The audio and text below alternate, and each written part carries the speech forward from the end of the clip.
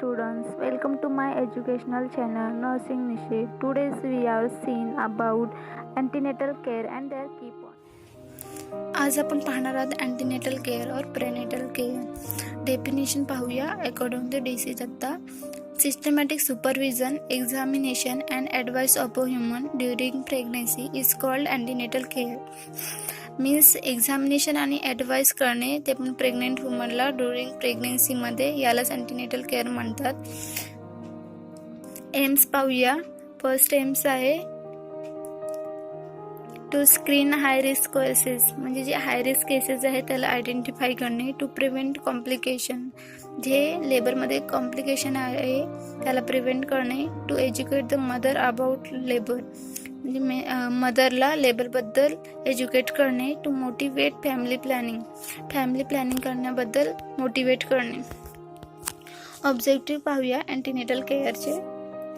बाईची प्रसूती नॉर्मल आणि सेफ व्हावी, मातेला हेल्दी बेबी मिळावे, मदरला फॅमिली प्लॅनिंगचे महत्त्व पटवून देण्यासाठी, ड्युरिंग प्रेग्नेन्सीमध्ये फिजिकली आणि मेंटली हेल्थ चांगले राखण्यासाठी, तसेच गरोदरपणातील मेडिकल प्रॉब्लेम व प्रसूतीमधील कॉम्प्लिकेशन व ट्रीटमेंट करण्यासाठी. तसेच पुढे पाहूया.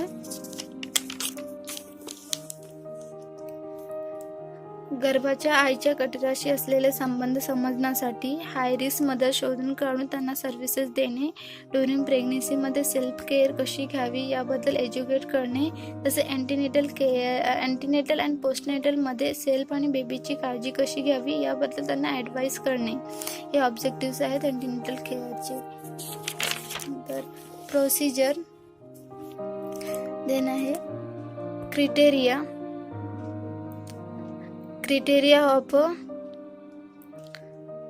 क्रिटेरिया ऑफ नॉर्मल प्रेग्नेन्सी मध्ये फर्स्ट क्रिटेरिया आहे delivery of a single baby, म्हणजे डिलेव्हरी होताना वन सिंगल बेबी आले पाहिजे. इन अ गुड कंडिशन, त्यांची कंडिशन चांगली असली पाहिजे. Foetal weight of 2.5 kg or more, foetal weight हे 2.5 kg और मोवर असले पाहिजे. नो मॅटर्नल कॉम्प्लिकेशन, कोणतेही मॅटर्नल कॉम्प्लिकेशन झाले नाही पाहिजे, जसं की preeclampsia, eclampsia. Procedure at first visit केव्हा केली जाते? जेव्हा सेकंड मिस पिरियड होतात तेव्हा फर्स्ट विजिट केली जाते, म्हणजेच MC मेन्स्ट्रुअल सायकल 2 वेळा मिस झाली असेल तेव्हा.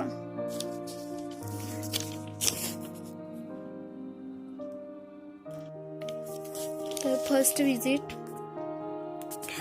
विजिटमध्ये कुठले एक्झामिनेशन केले जाते? तर हिस्ट्री टेकिंग, एक्झामिनेशन आणि इन्व्हेस्टिगेशन. तर हिस्ट्री टेकिंगमध्ये कुठले एक्झामिनेशन केले? हिस्ट्री टेकिंगमध्ये व्हायटल स्टॅटिस्टिक्समध्ये बघितले जाते नेम, एज, ग्रॅव्हिटी आणि पॅरिटी, म्हणजे ती बाई ग्रॅव्हिडा आहे का पॅरिटी आहे हे बघितले जाते. डेट,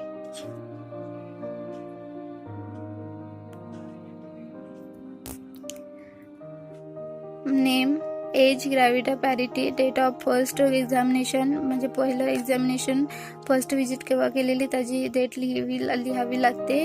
ॲड्रेस कुठे राहते त्या ॲड्रेस लिहावे लागते. ड्युरेशन ऑफ मॅरेज, किती वर्ष झाले मॅरेज झाल्यापासून याची माहिती लिहावी लागते. तसेच history of present illness, history of past illness, history of present pregnancy, family history आणि मेन्स्ट्रुअल हिस्ट्री कलेक्ट करावी लागते. तसेच इम्युनायझेशन स्टेटस बघावा लागतो, कधी घेतलेली वॅक्सिन, केव्हा घेतलेली, कोणती वॅक्सिन घेतली याची सर्व इन्फॉर्मेशन लिहावी लागते. ते बाईचा रिलिजियन कुठला आहे ते बघावं लागतो.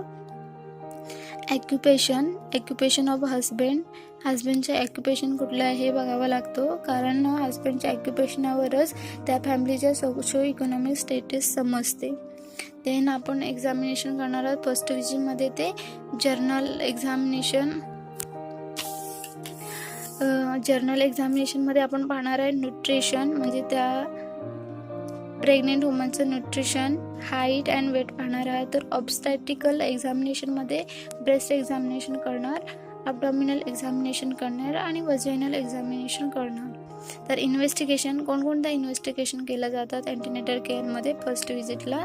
तर रुटीन एक्झामिनेशन असतो आणि स्पेशल एक्झामिनेशन असतो. तर रुटीन एक्झामिनेशनमध्ये urine examination, blood state, pap seminar, तर स्पेशलमध्ये असतो USG exam investigation, TSS test आणि HIV taste.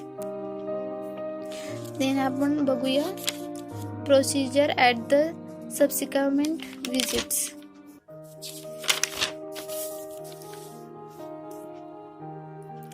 Procedure at subsequent visits म्हणजे टोटल 4 विजिट्स असतात. पहिले फक्त 3च विजिट होता, पण आता 4 केलेले आहेत. तर फर्स्ट विजिटमध्ये 16 वीकची विजिट असते. सेकंड विजिट हे 24 ते 28 वीकमध्ये केली जाते आणि थर्ड विजिट हे 32 वीकमध्ये केली जाते. तर फोर्थ विजिट हे 36 वीकमध्ये केली जाते. डेंजर सायन्स ड्युरिंग प्रेग्नेन्सी म्हणजे एंटीनेटल पिरियडमध्ये कुठल्या डेंजर सायन्स असतात ते त्याच्याबद्दल म्हणजे मदरला एज्युकेट करावे लागतात. ते खालीलप्रमाणे आहे. फर्स्ट आहे severe pain in abdominal, weakness and breathlessness, bleeding per vaginal, excessive swelling in leg, fever and confusion and convulsion. Antenatal advice बघूया. अँटीनेटल ॲडवाइस हे इम्पॉर्टंट क्वेश्चन आहे फॉर द एक्झामसाठी. कित्येक वेळा अँटीनेटल ॲडवाइस पडलेला आहे हा क्वेश्चन. तर बघूया. त्याच्यामध्ये आहे हायजीनबद्दल मदरला एज्युकेशन देणे किंवा ॲडवाइस देणे. तर बघूया. पहिलं आहे बाथिंग.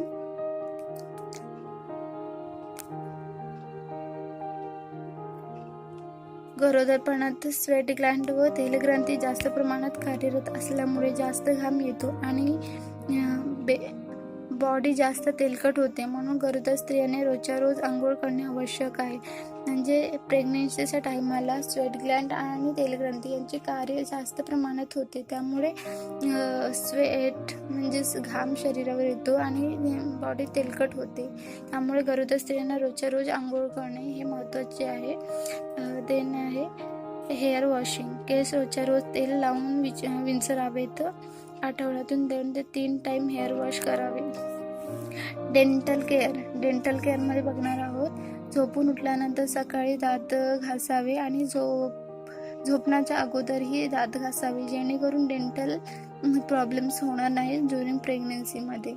नेल कटिंग. नखे स्वच्छ ठेवावीत. नखात घाण असू नये आणि नियमितप्रमाणे नखांची स्वच्छता करावी.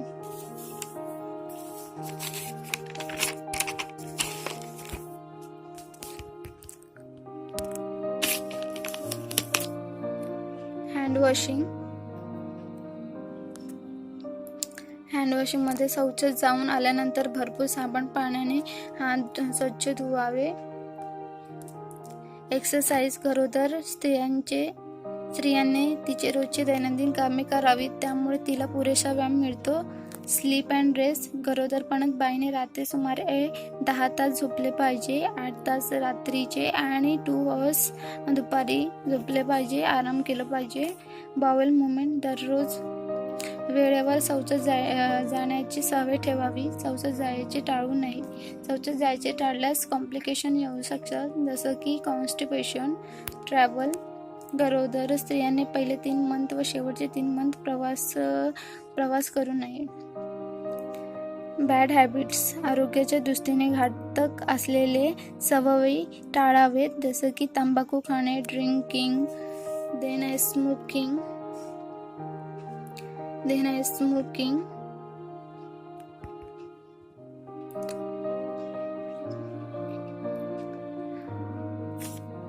क्विटस म्हणजे सेक्शुअल इंटरकोर्स. गरोदरपणाच्या सुरुवातीच्या 3 मंथ व शेवटचे 3 मंथ पतीशी शारीरिक संबंध टाळावे.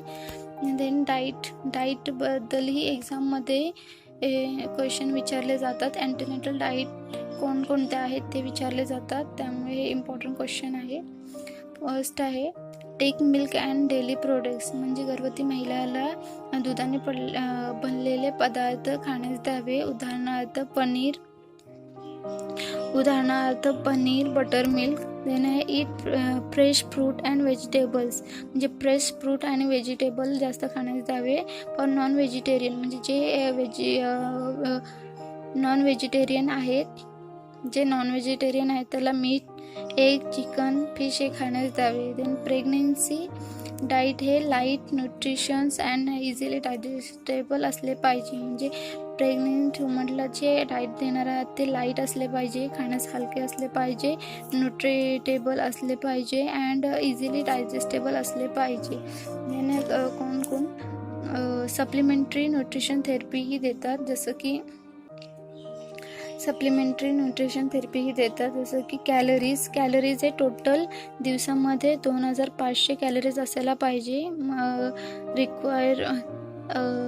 प्रेग्नेन्सीमध्ये रिक्वायरमेंट एक्स्ट्रा 300 ग्रॅम कॅलरीजची असते. आणि प्रोटीन 60 ग्राम दिले पाहिजे, iron 40 gram, calcium 1000 gram, vitamin A 6000 IU आणि विटॅमिन डी 400 IU हे डेली रिक्वायरमेंट्स आहे for the pregnant woman.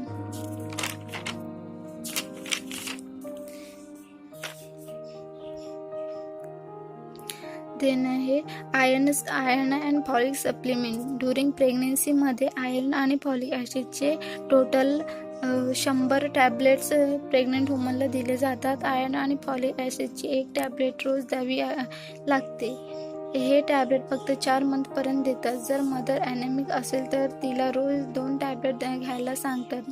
मॉर्निंगमध्ये 1 tablet आणि इव्हनिंगमध्ये 1 टॅब्लेट. देणे इम्युनायझेशनमध्ये रूटीन फॉर टिटॅनसचं इंजेक्शन घ्यावा लागतो. तर कॉन्ट्राइंडिकेटेड वॅक्सिन ड्युरिंग प्रेग्नेन्सी, म्हणजे प्रेग्नेन्सीमध्ये कुठले वॅक्सिन देत नाही. तर लाईव्ह व्हायरस वॅक्सिन देत नाही ड्युरिंग प्रेग्नेन्सीमध्ये. तर ॲडवाइस टू हॉस्पिटलायझेशन. जर प्रेग्नेंट वुमनला पेनफुल युटेराईन कॉन्ट्रॅक्शन्स होत असेल किंवा ॲक्यूट वजायनल ब्लिडिंग होत असेल तर हॉस्पिटलायझेशन होण्यास सांगावे. इम्युनायझेशन, ॲडवाइस फॉर इम्युनायझेशन म्हणजे vaccine dose, route, when to give. Tetanus stock size 0.5 ml IM दिले जाते. सेकंड डोस फर्स्ट डोस 6 वीकमध्ये दिला जातो. तर second dose of tetanus 0.5 ml दिला जातो, ते पण IM, आणि 16 ते 24 वीकमध्ये दिला जातो. बूस्टर 0.5 ml डोस दिला जातो, लास्ट ट्रिमेस्टरमध्ये दिला जातो. अशा प्रकारे आपला अँटीनेटल केअर संपलेला आहे. थँक्यू.